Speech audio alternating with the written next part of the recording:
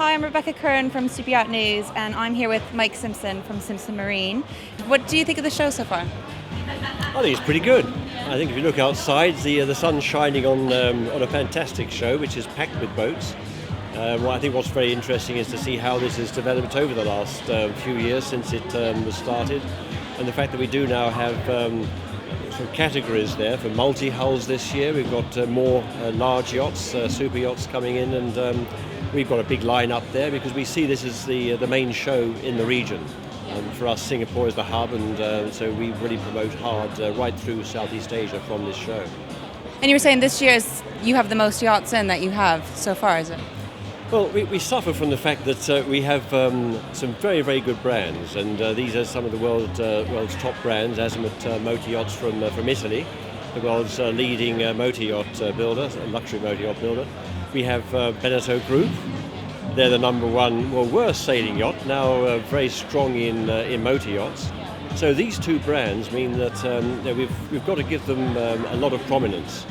And so by giving prominence to each brand, it means that our stand spreads. So we've got a big line-up there for Azimut, a big line-up there for Beneteau, a big line-up there for Lagoon, and now this is the breaking news. We've got a big line-up there of Monte Carlo yachts.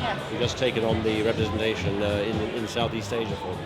And how do you think those partnerships help your presence in Asia and now abroad, as you're saying, because you're expanding all over the globe now?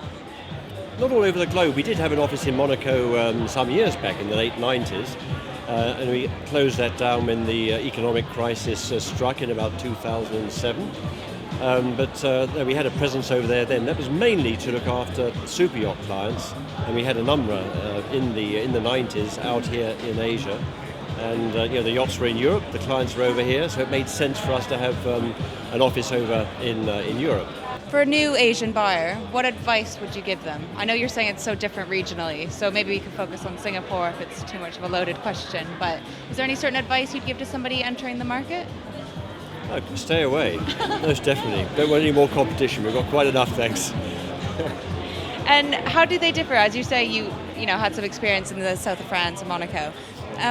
What are Asian buyers looking for? Is it an experience on board or a type of brand? Is it the luxury side of things? What is it they're looking for when they come to you? In other words, what we're trying to sell is the idea of boating, because when we first arrived out here 30 years ago, there wasn't any kind of a market as such. And there were yachts here, people had bought yachts, but it was something very, very new in Asia.